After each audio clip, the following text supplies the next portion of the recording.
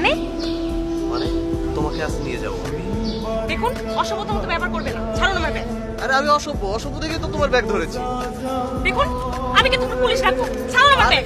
Police ডাকলে কি হবে? আজকে আমি তোমাকে নিয়ে যাবো। ছাড়ুন।